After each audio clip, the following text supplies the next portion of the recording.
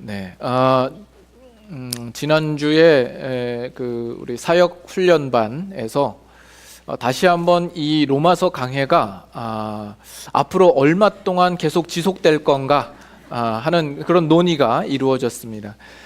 이미 일찍이 누군가의 계산에 의하여서 40년이 될 것이다 이렇게 추측을 한 바가 있었는데, 저에게도 물어봅니다. 특별히 계획하신 바가 있으시냐고.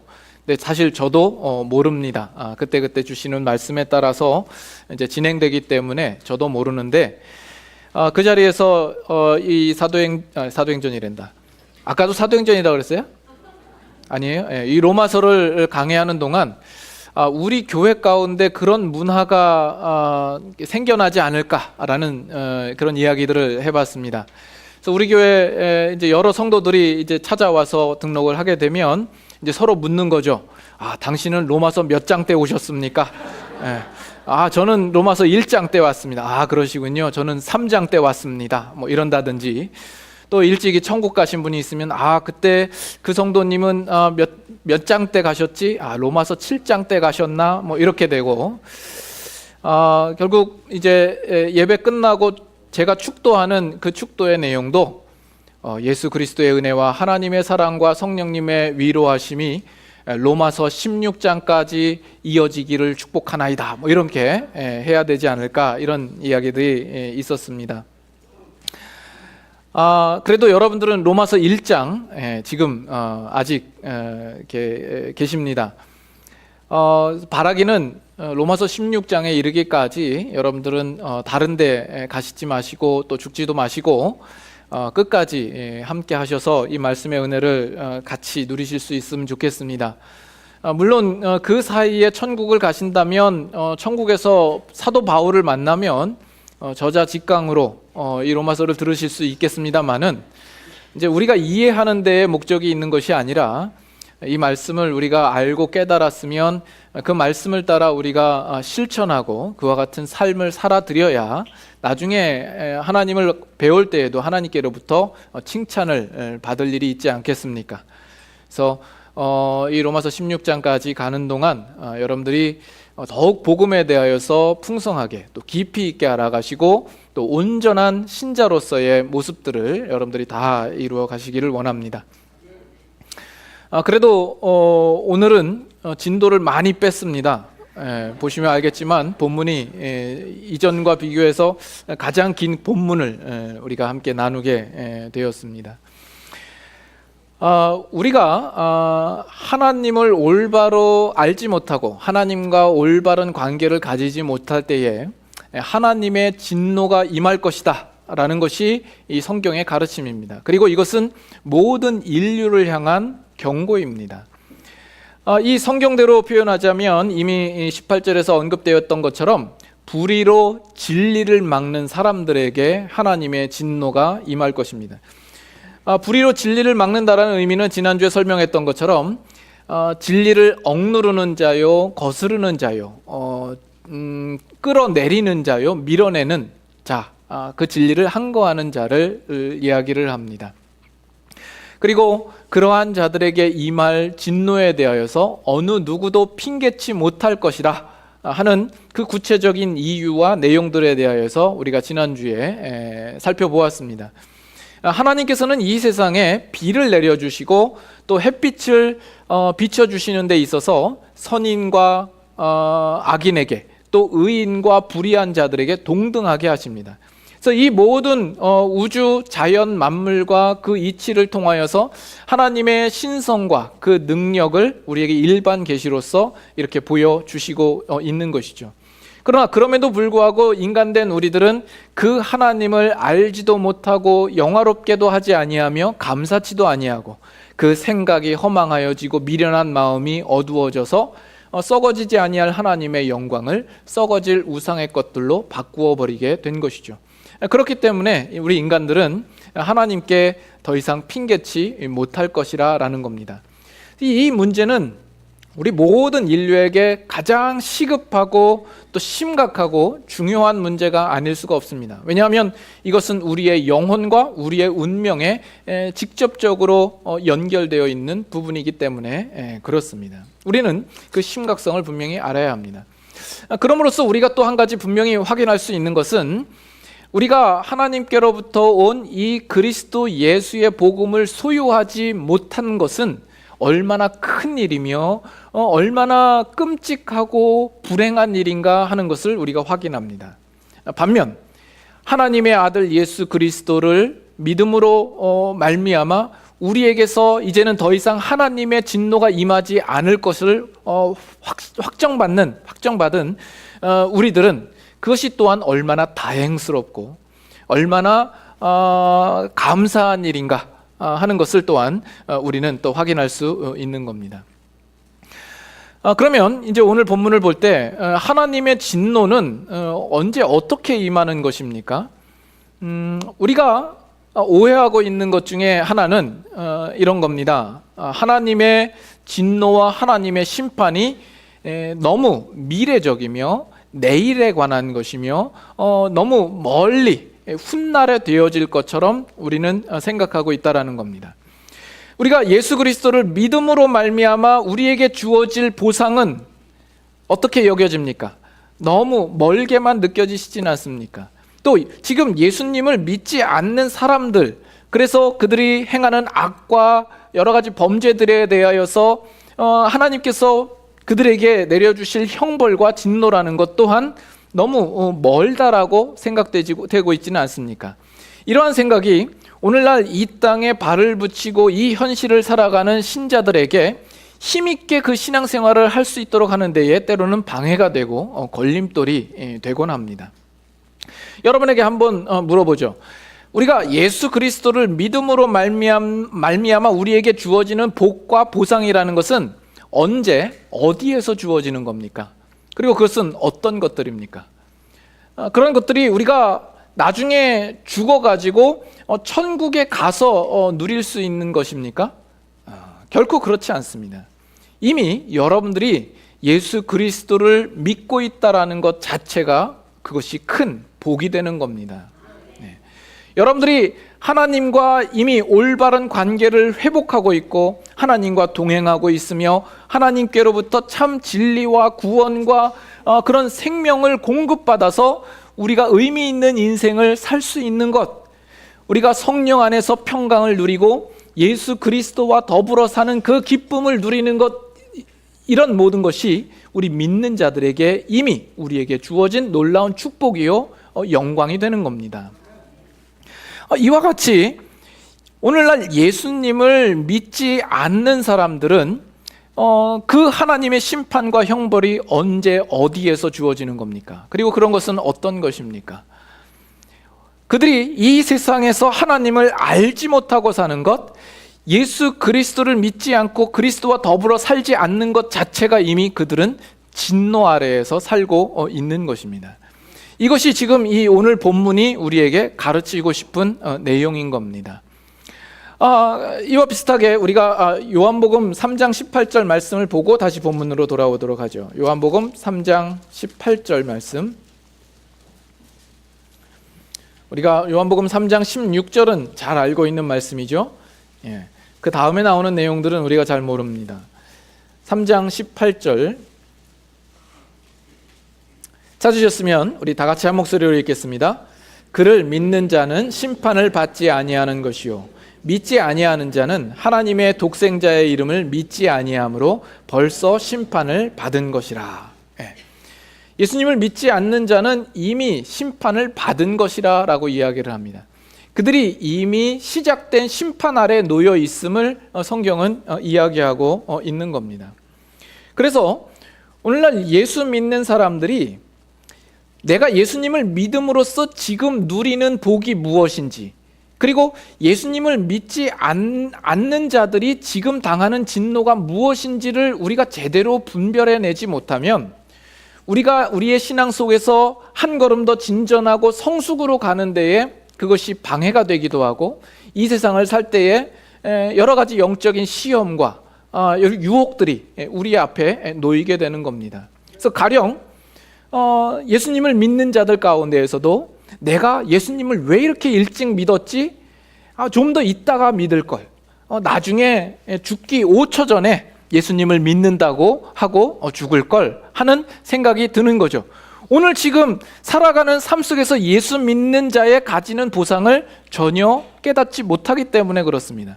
반면 예수님을 믿지 않는 사람들은 오늘날 지금 우리에게 처해져 있는 그 하나님의 진노에 대하여서 눈으로 보지 못하고 그것을 깨닫지 못하니까 그들은 더욱 겁없이 간땡이가 부어서 하나님을 대적하고 반항하고 거스르고 하나님을 믿지 않겠다고 버팅기고 있는 겁니다.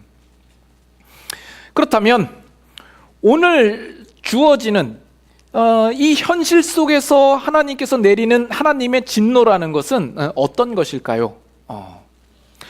오늘 본문에 보시면 하나님께서 내버려 두신다라는 표현이 반복해서 나오는 것을 우리가 볼 수가 있습니다. 한번 찾아볼까요?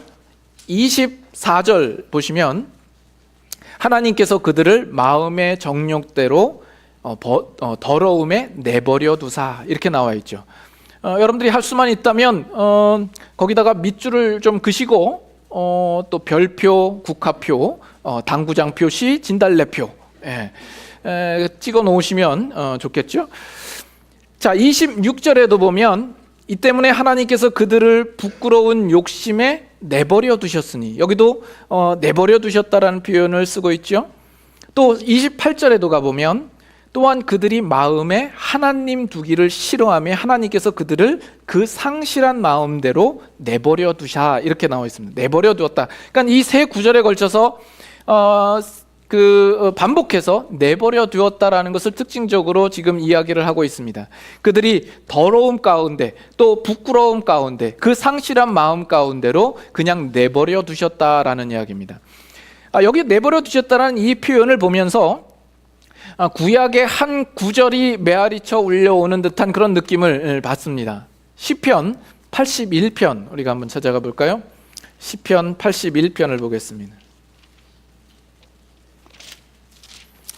시편 81편 우리 8절부터 12절까지 한번 같이 또 한번 교독하도록 하죠.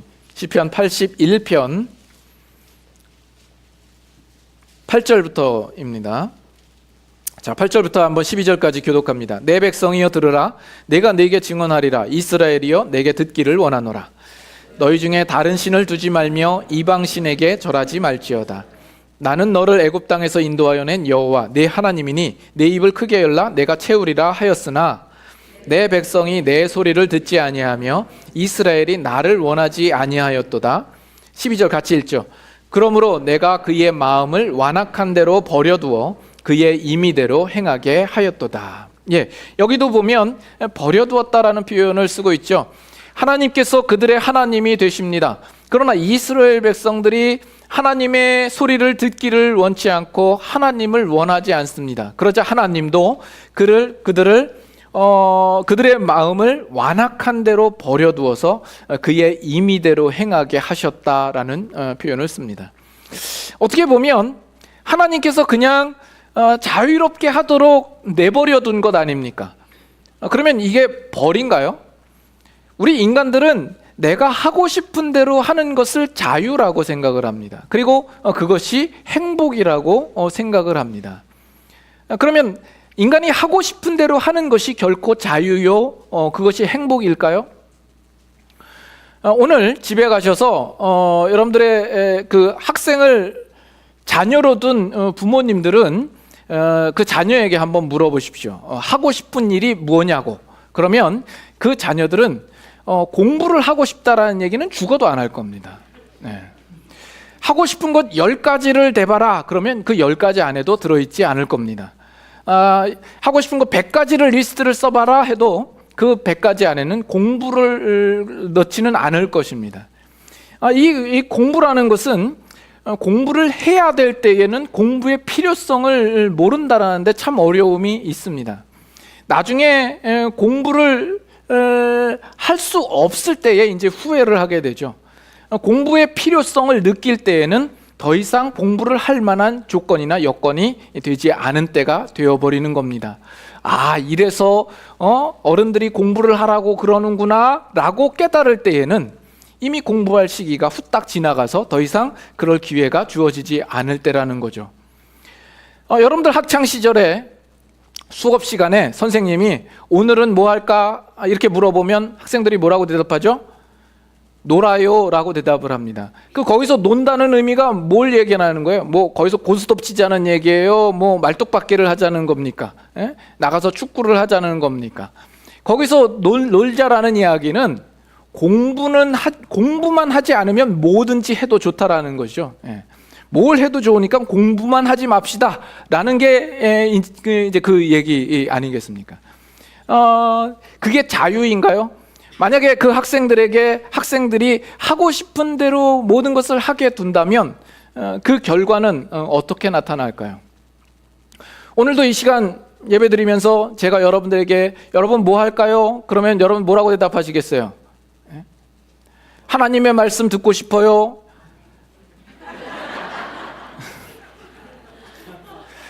라고 여러분들 말하고 싶겠지만 제가 말하고 싶은 것은 뻥치시네.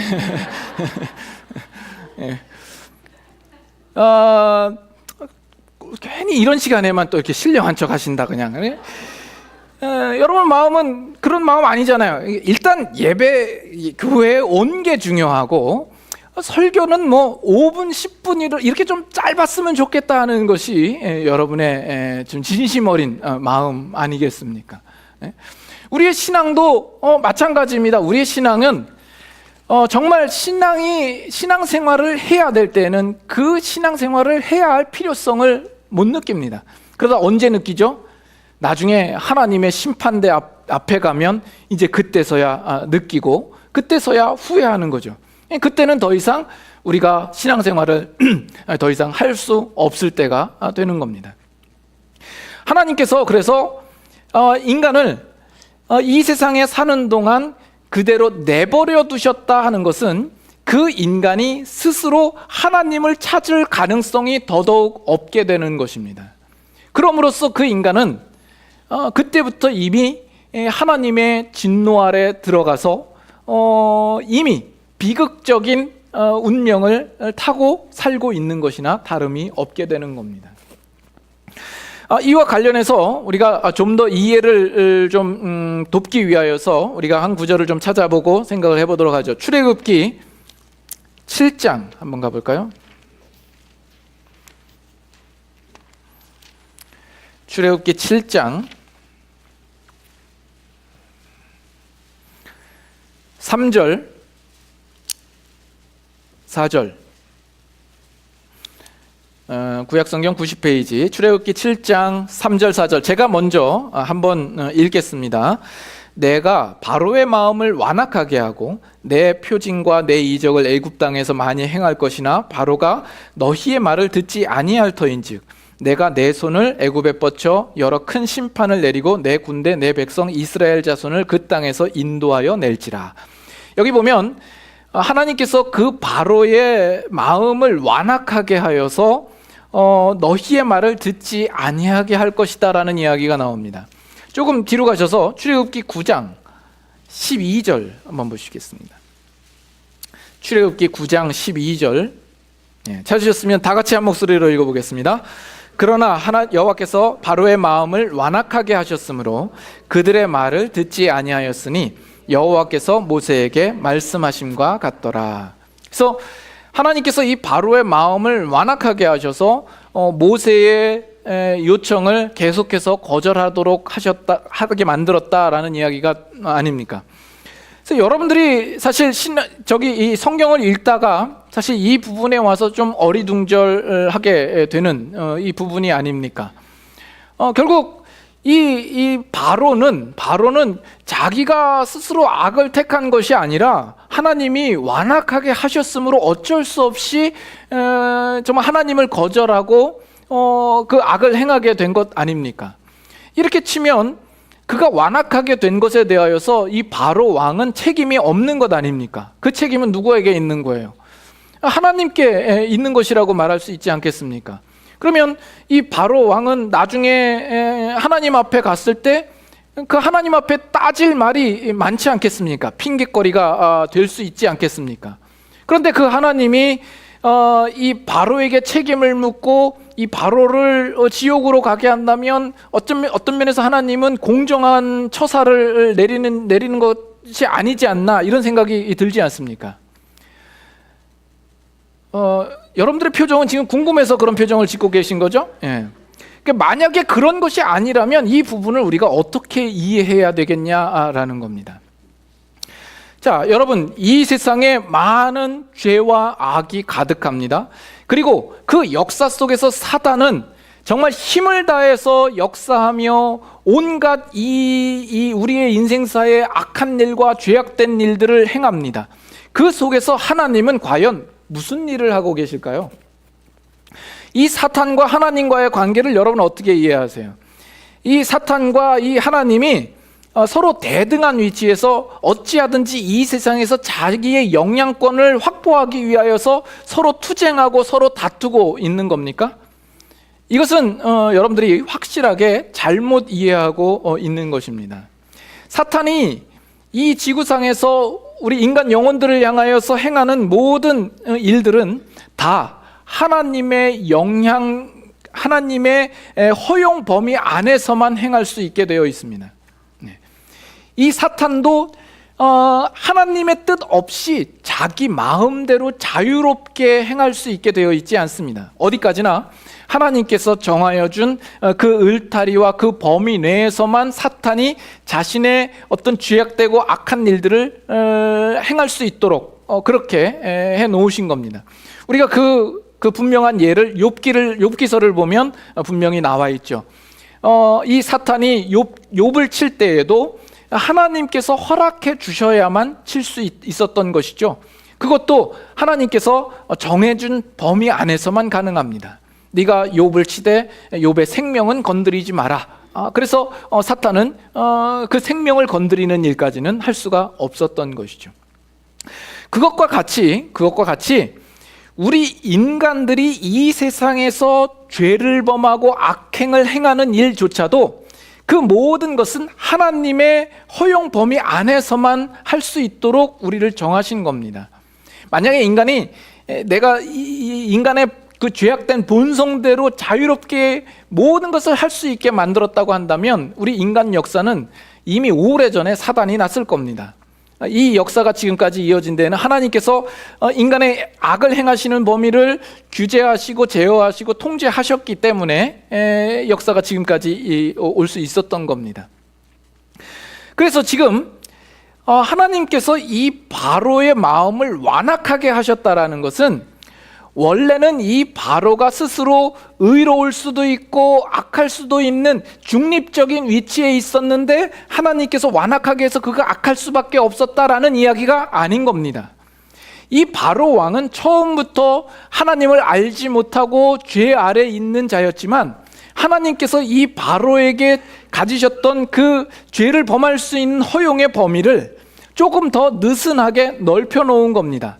그러자 이 바로는 자기의 죄악된 본성에 충실하여서 더욱 힘써 하나님을 공격하고 대적하고 거스르는 입장에 처해 있게 되었던 것입니다. 이것이 하나님께서 바로의 마음을 완악하게 했다라는 그런 의미가 되는 겁니다. 이해하신다 못하신다? 우리 예전에 개를 기를 때에는 개를 묶어놓고 키웠지 않습니까? 그러면 이 개는 그 개 줄이 미치는 범위 내에서만 활동을 하게 되어 있습니다. 근데 주인이 그 줄을 좀 더 길게 늘어놓은 거죠.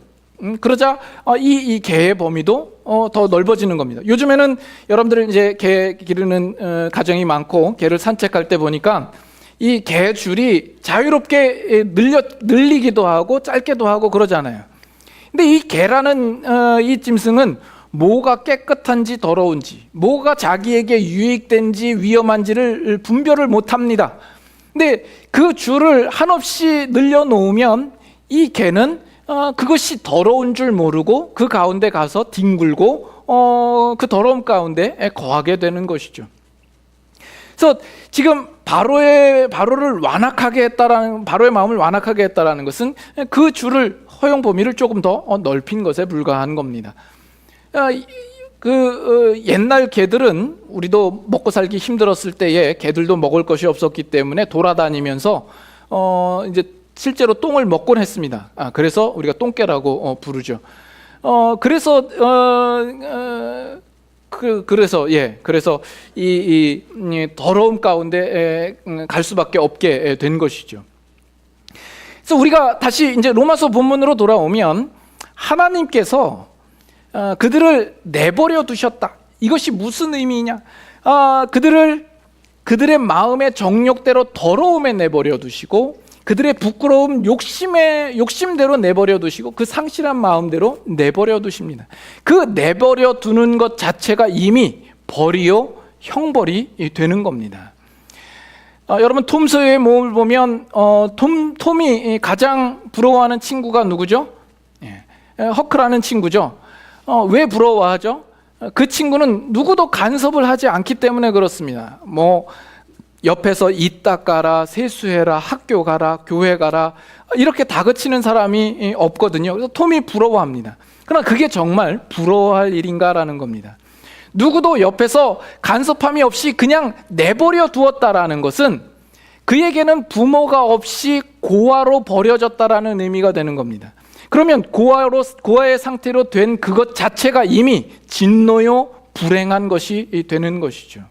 오히려 부모가 있는 것이 복인 것이죠. 나를 향하여서 간섭하는 자가 있는 것이 복된 겁니다. 그래서 사사기에 보면, 사사기의 기록 중에 그런 기록들이 등장을 하죠. 그들이 자기의 소견에 옳은 대로 행하였더라. 이스라엘 백성들이 자기의 소견에 옳은 대로 행하는 그것이 결코 복일까요? 하나님께서 이스라엘 백성들이 자기의 소견에 옳은 대로 행할 때마다 이방 민족을 들어서 이스라엘을 치게 하시고, 그 일로 말미암아 이스라엘 백성들이 다시금 하나님을 기억하고 하나님께 부르짖자 또 하나님께서 사사를 보내십니다. 그것은 왜 그래요? 하나님께서 이스라엘 백성을 돌보시고 있다라는 것이요, 간섭하고 있다라는 것이요, 이스라엘 백성에게 하나님이 보호자가 되신다라는 뜻이요, 하나님의 시야 가운데 언제나 이스라엘이 있다라는 것입니다. 그것은 하나님이 이스라엘 백성을 아직 내버려 두시지 않았다라는 의미요, 그것이 복이 되는 것이죠. 그래서 여기서 내버려 두었다라는 것은 더 이상 보호 아래 있지 않다라는 의미입니다. 하나님께로부터 유기된 자라는 의미입니다. 보호라는 것은 순종하는 자에게 주어지는 특별한 보상입니다. 그러나 이제 내버려 둠으로 말미암아 더 이상 하나님의 돌보심도 하나님의 그 통제도 더 이상 없게 되는 것이죠. 그러므로 말미암아 하나님께로부터 말미암는 어떤 생명과 진리와 복과 영생도 공급받을 수 없는 자가 되고, 결국에는 더러움과 수치스러움과 오염된 것에 빠질 수밖에 없는 처지에 놓여 있는 것입니다. 그것 자체가 바로 벌이 되는 것이고 하나님의 진노가 되는 거죠. 자, 그렇기 때문에 여러분들이 예수 그리스도를 믿어 하나님의 자녀된 신분과 운명을 가졌다라는 것, 그것 자체는 여러분들이 이미 받으신 놀라운 복과 보상과 축복이 이미 있는 것입니다. 우리를 돌보시고 보호하시는 보호자가 있다라는 뜻이요, 우리가 더러움 가운데 거하면 우리를 꺼내서 씻겨주시고 우리를 온전케 하시고자 하시는 간섭이 있다라는 것입니다. 물론 우리가 예수님을 믿으면서 사는 삶 가운데에도 하나님께서 여러 가지 생활 속의 일들로 우리를 꾸짖으시기도 하시고 우리가 매를 맞기도 합니다. 그러나 그것은 우리를 누구보다 사랑하시고 우리를 향하여서 영광스러운 목적을 가지신 이의 은혜로운 손길인 것이죠. 그것이 축복입니다. 반면 예수 그리스도를 믿지 아니하고 하나님께로부터 등 돌리고 하나님의 돌보심이 없이 내버려진 자는 그것 자체로 형벌인 것이죠. 더러움과 수치스러움 가운데에 버려지고 있는 겁니다. 그들은 온갖 진흙탕과 오염된 곳과 쓰레기 하치장에서 놀고 있는 거죠. 그렇게 노는 것이 재미있을지는 몰라요. 그러나 누구도 거기에서 그들을 끌어내어 씻길 자가 없는 겁니다. 거기서 재미있으면 재미있을수록 그들은 더 오염되고 부끄러움 가운데 더 다가갈 뿐이 되는 것이죠. 이렇게 된 데에는 인간이 그 원인을 언제나 제공하고 있습니다. 다시 로마서로 가시면 우리 본문 가운데 또 반복되는 단어가 있습니다. 바꾸었다라는 표현이 3번 또 등장을 합니다. 한번 보시죠. 23절 보면 썩어지지 아니하는 하나님의 영광을 썩어질 사람과 새와 짐승과 기어다니는 동물 모양의 우상으로 바꾸었느니라. 이 바꾸었느니라라는 것도 여러분들이 좀 표시를 해 두시고, 그러므로 말미암아 다음 절에 보면 하나님이 그들의 마음의 정욕대로 더러움에 내버려 두셨다라는 표현이 나옵니다. 25절에는 보면 그들이 하나님의 진리를 거짓 것으로 바꾸어, 그렇죠? 그것을 바꿈으로 말미암아 26절에는 이 때문에 하나님께서 그들을 부끄러운 욕심에 내버려 두셨다라고 나옵니다. 그리고 26절 하반절에 보면 더 구체적으로 그들의 여자들도 순리대로 쓸 것을 바꾸어 영리로 썼다. 그리고 남자들도 그 순리대로 쓰지 않았다라는 표현이 그 다음 구절에 나오고 있는 거죠. 그래서 여기 바꾸었다라는 표현이 또 3번 등장을 합니다. 그들은 썩어지지 아니할 하나님의 영광을 썩어질 짐승의 우상으로 바꾸어 버렸고요. 또 하나님의 진리를 거짓 것으로 바꾸어 버렸고요. 그리고 셋째로 성적으로 그들은 순리대로 쓸 것을 바꾸어 영리로 썼다라고 나와 있죠. 여기 바꾼다라는 이 단어의 주체는 인간이 되어 있는 것이죠. 인간이 그것을 바꾸었습니다. 그로 말미암아 그들에게 이와 같은 형벌이 주어질 수밖에 없었던 겁니다. 우상 숭배라는 것은 하나님께서 인간을 창조하시고 원래 계획하시고 목적하셨던 거에 전혀 상반된 가장 부자연스러운 것입니다. 영리에 해당되는, 영유하는 것입니다. 썩어지지 아니할 하나님의 영광을 썩어질 사람과 짐승으로 바꾸는 것은 하나님의 창조 질서를 완전히 업사이드 다운한 것이죠. 하나님께서 인간을 창조하실 때에는 그 인간으로 하여금 하나님을 영화롭게 하고 하나님을 섬기도록 하였는데, 그 인간이 그 피조물들을 조물주의 자리에다 갖다 앉힌 것입니다. 이것은 그 하나님의 질서를 완전히 뒤바뀌게 만들어 놓은 것이죠. 우상 숭배가 인간이 선택한 가장 부적절하고 부자연스러운 선택인 것과 같이 그와 비슷한 양상으로 성적인 측면에서 나타난 것이 바로 호모섹슈얼리티가 되는 것입니다. 하나님은 이성 간의 관계를 처음부터 계획하시고 의도하셨습니다. 근데 이 우상 숭배가 하나님을 거스르는 것이요, 하나님의 법에 대해 불법을 행하는 것인 것처럼 호모섹슈얼 릴레이션 또한 이것은 하나님께서 처음 남자를 창조하시고 여자를 창조하셔서 하나님께서 의도하시고 목적하셨던 것에 정반대로 부적절하고 부자연스러운 선택을 행하는 그 모습이다라는 것입니다. 그래서 하나님의 그 창조자의 설계를 완전히 왜곡해버린 것이 되는 거죠. 이 로마서 1장에 나오는 이 부분에 대해서 동성애자들은 이 부분을 어떻게 또 다르게 해석을 하냐 하면, 자기들에게 있어서는 이 관계가 전혀 부자연스럽게 생각되지 않는다라는 겁니다. 자기들에게 있어서는 이건 너무나 자연스러운 관계라는 것이죠. 그래서 지금 사도 바울이 비판하는 것은 동성애자들을 향하여서 비판하는 것이 아니라 이성애자들이 범하는 동성애적 행위를 두고 지금 비판하는 것이다라고 이야기를 합니다. 말도 안 되는 해석을 하고 있는 거죠.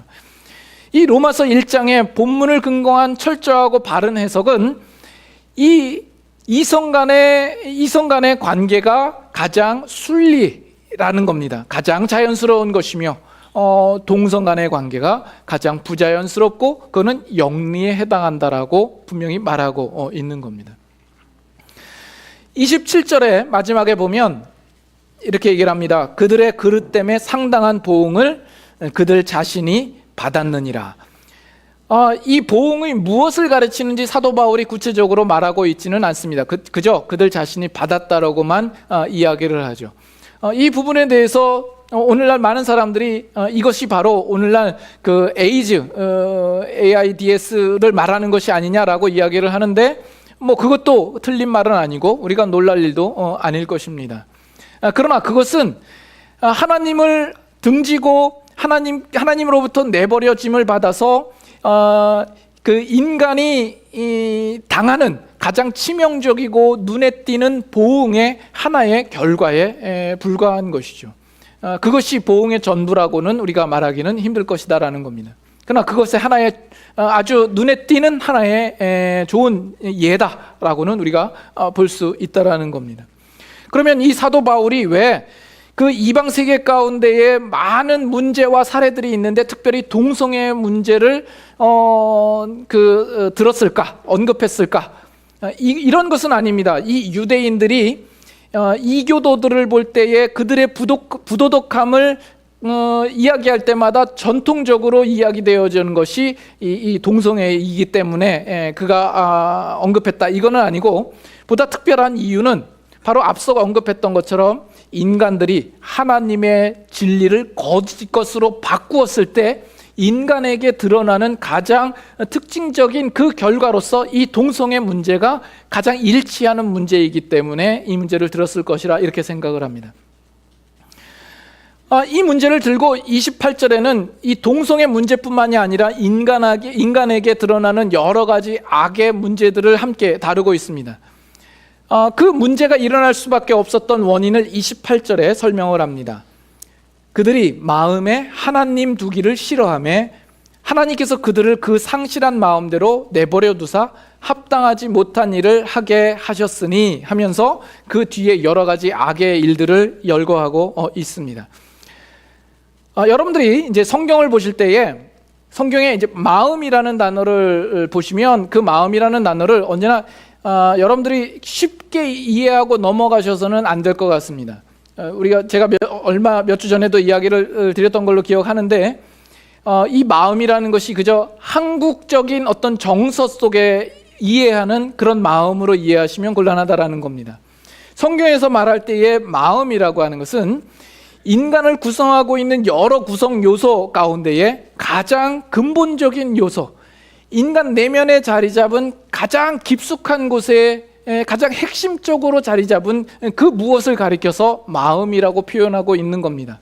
그래서 이 마음은 우리가 보통 이해하는 영이라고 해석을 해도 무방하리라고 생각을 합니다.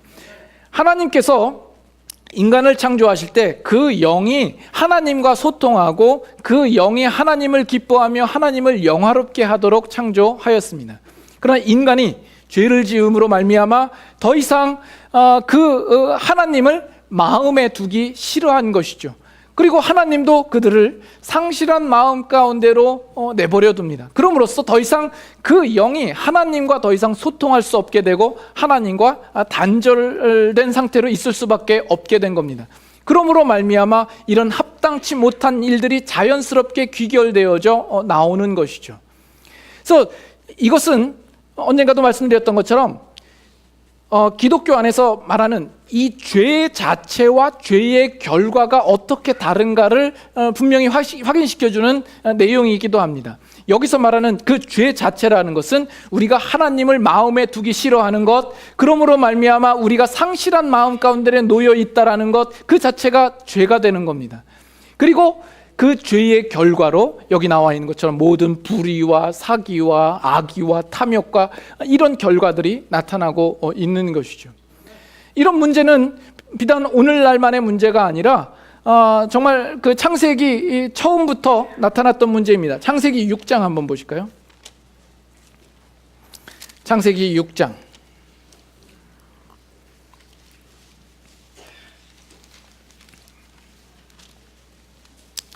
창세기 6장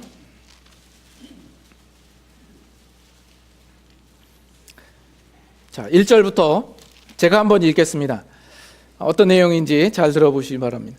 사람이 땅 위에 번성하기 시작할 때에 그들에게서 딸들이 나니 하나님의 아들들이 사람의 딸들의 아름다움을 보고 자기들이 좋아하는 모든 여자를 아내로 삼는지라. 여호와께서 이르시되 나의 영이 영원히 사람과 함께하지 아니하리니 이는 그들이 육신이 됨이라. 그러나 그들의 날은 120년이 되리라 하시니라. 당시의 땅에는 네피림이 있었고 그 후에도 하나님의 아들들이 사람의 딸들에게로 들어와 자식을 낳았으니 그들은 용사라.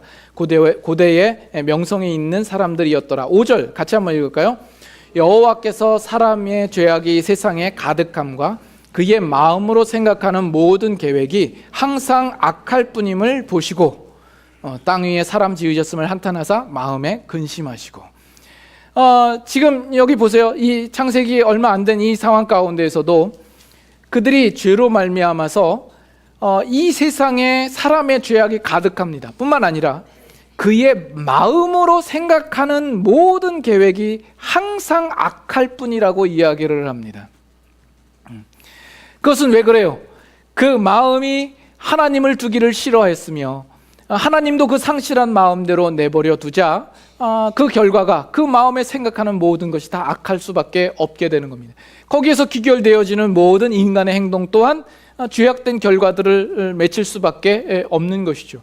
그래서 그들은 하나님으로부터 주어지는 그 홍수의 심판을 면할 수가 없었던 겁니다. 오늘날 하나님을 알지 못하고 하나님 두기를 싫어하고 그 마음이 상실한 마음 가운데로 놓여 있는 자들은 바로 이 홍수의 심판 같은 심판을 그 당할 처지에 그 운명에 놓여 있는 것과 다름이 없는 것입니다. 인간이란 누가 이런 비유를 듭니다. 인간은 마치 독극물이 가득한 주전자와 같다라고 이야기를 합니다. 주전자가 멀쩡해 보이죠? 그 주전자는 어쩌면 우아한 자태를 뽐내는 주전자일지 모릅니다. 온갖 아름다운 문양이 가득한 도자기 같은 주전자일지 모르지만 그 주전자 안에 담겨있는 모든 것들은 독극물이어서 그 주전자가 따라내는 모든 것들은 다 독극물일 수밖에 없는 것이죠. 타락한 인간, 하나님을 마음에 두기 싫어하는 인간, 그 상실한 마음대로 놓여있는 모든 인간은 바로 이 독이 가득한 주전자와 같은 것이 되는 겁니다. 예수님께서 비유하신 것처럼 그 나무가 온전치 못하면 그 열매도 좋은 열매를 맺을 수가 없는 것이죠. 우리는 다 뿌리부터 썩어진 자요, 그 나무가 병든 자여서 우리는 결코 우리 스스로 그 아름다운 열매를 맺을 수 없는 상태에 다 놓여있던 자들이 되는 겁니다. 그래서 오늘날 현대인의 삶과 문화와 가치와 우리 인간들이 만들어낸 모든 부산물들을 한번 보시죠. 그 모든 것들은 다 어때요? 폭력이 난무하고 불법이 횡행하고 성적으로 아주 그냥 악한 일들로 가득한 세계가 되어버렸습니다. 그것이 오늘날 영화를 보거나 드라마를 보면 다 나오죠. 영화를 봐도 다 총으로 쏴 죽이고 피를 흘리고 서로 죽이고 싸우는 것이 모든 영화의 내용의 주제가 되어버렸습니다. 드라마도 보면 드라마 속에 나오는 그 가정들이 온전한 가정을 찾아볼 수가 없습니다. 그래서 옛날 우리가 보았던 사운드 오브 뮤직 이런 영화가 오늘날에는 보기가 힘들고, 옛날 보았던 드라마 초원의 집, 서울 뚝배기 이런 거, 오늘날에는 그런 가정의 모습을 보기가 힘들어진 상태가 되지 않았습니까? 그래서 오늘날 이 사람들이 온갖 더러움과 수치스러움을 품고 살고 있고, 그럼에도 불구하고 그 부끄러움을 알지 못하는 상태로 살고 있습니다. 그것 자체가 이미 하나님이 내리신 큰 진노요 벌이 되는 겁니다. 문제는 뭐냐 하면, 오늘날 신자들조차도 세상 사람들이 살아가는 그 삶의 모습을 보고 부러워하더라는 겁니다. 신자들 가운데서도 정말 그 세상 사람들이 부러워서 눈알이 튀어나온 신자가 한둘이 아니죠. 내가 이럴 줄 알았으면 예수 믿는 걸 조금 나중에 믿을 걸, 왜 이렇게 일찍 믿었나라는 그런 후회하는 마음이 드는 거죠. 하나님을 모르며 사는 사람들은 이미 그 하나님의 진노 아래 벌을 받고 있는 겁니다. 그 더러움과 그 썩어짐 속에서 모든 것이 부패하고 있음에도 불구하고 그 냄새를 맡지 못하는 자들이요, 부끄러움의 옷을 입고 있음에도 불구하고 그 부끄러움과 수치스러움을 알지 못하는 자들이 되는 겁니다. 그러나 거룩을 알며 그 거룩을 따라 행하며 자기의 유익을 구치 아니하고 남의 유익을 구하며 생명력이 무성하고 죽은 생명조차도 생명을 넣어줄 수 있고 앞을 보지 못하는 자에게 앞을 보게 만드는 그 일을 행하는 그 복된 사역을 할 수 있는 유일한 사람들은 바로 우리 신자들이 되는 겁니다. 우리만이 그것을 가능하게 할 수 있습니다. 그래서 우리가 이제 다음 달이면 또 새우구이 축제를 하지 않습니까? 우리만이 이 세상에서 할 수 있는 그 유일한 일들을, 그 특권들을 우리가 행하는 자리라고 여러분들은 이해하셔야 할 것입니다. 여러분들의 복은 어디에 있습니까? 우리의 복은 다른 데 있지 않습니다. 우리가 이 세상에 존재함으로 내가 존재하는 자리에서 생명의 기운을 다른 사람들에게 전하고 생명의 향기를 바라는 것, 이것이 우리에게 가장 큰 복이 되는 것입니다. 여러분의 살아가는 삶 속에서 이미 예수 그리스도로 말미암아 우리에게 주어진 이 놀라운 복을 놓치지 않고 살아가시는 여러분들이 되실 수 있기를 바랍니다. 기도하겠습니다.